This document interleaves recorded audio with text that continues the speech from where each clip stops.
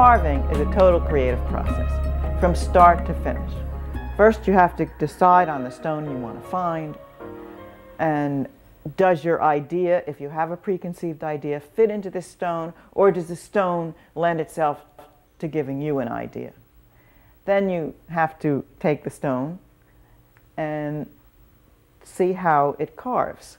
Different stones are more predictable than others, they're harder than others, and there's always a surprise because you don't know the type of stone, how it's going to react. You carve out the form, that's an exceptionally physical and creative process, and then the finishing up as far as looking at details. If you're doing an abstract, do I want this rough part here? Do I want to take the rough part away?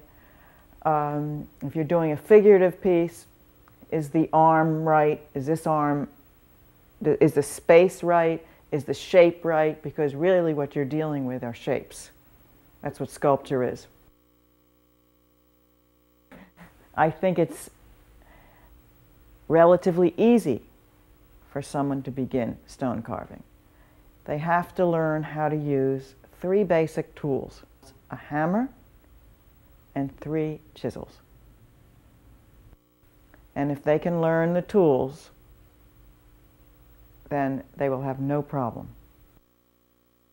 And a certain sense of design will come to them. They'll learn that. Then you go on to rasping to smooth it, and sandpaper, and then a little wax polish. With each grit of sandpaper, it brings out more of the stone, and it's a total surprise when you finish as to the beauty that you're bringing out in the stone.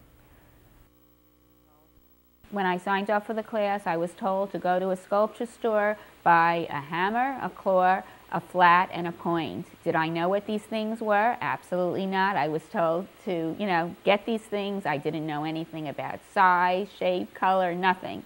So I went there, I said, I'm taking this course in this school, and they gave me, these 4 tools, and I've been using them. I look around, I see a whole array of sizes and shapes of tools. I really don't know that much about how they work technically, but it seems to be working because I'm getting a piece that has some kind of form to it. So, but I think as I go along and experiment, these things will just come naturally. This is my first piece, and I can see I really love it, and I want to just do more and more and more. Whatever happens, happens. I mean, we'll see. You have to really come and try it. I mean, I keep telling my friends, you got to do this. And they say, well, I'm not artistic, I'm not this. I said, you know what, I think everybody is artistic. Everybody is artistic. And,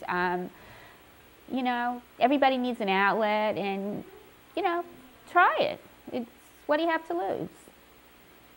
I'm here with Carol. Carol is here. This is her 2nd week on her very first stone, and she has already learned to use the tools.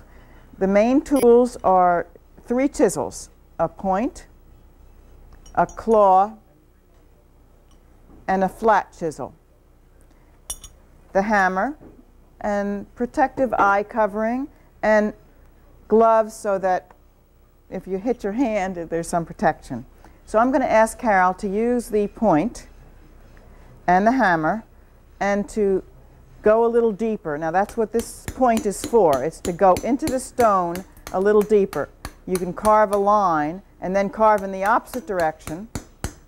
Now if you carve down here, from here, then you will take out a larger section. Good, good. You have to hold the chisel in such a way that it grabs the stone. The next chisel, which I'd like her to demonstrate, is the claw. It has anywhere from 3 to, say, 5 teeth.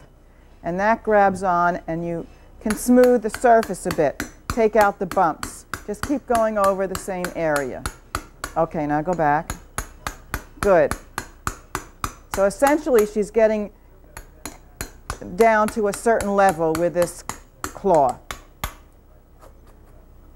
Good. And she's holding it at the right angle so that it grasps the stone. Otherwise it would slip over and wouldn't cut anything. The third chisel is the flat, and that will take the marks that you can see here of all over here that she's used the claw. That will take those marks out so that it's then prepared to use a rasp. Otherwise there's too much rasping. So start back here. Good. Now essentially that is all there is to carving. The aesthetics we'll get into. When you're working on a piece of stone, you have to work on all sides, not just front, not just back, but all sides as you're going along, because it will be viewed in 3 dimensions. That's excellent, Carol. Excellent.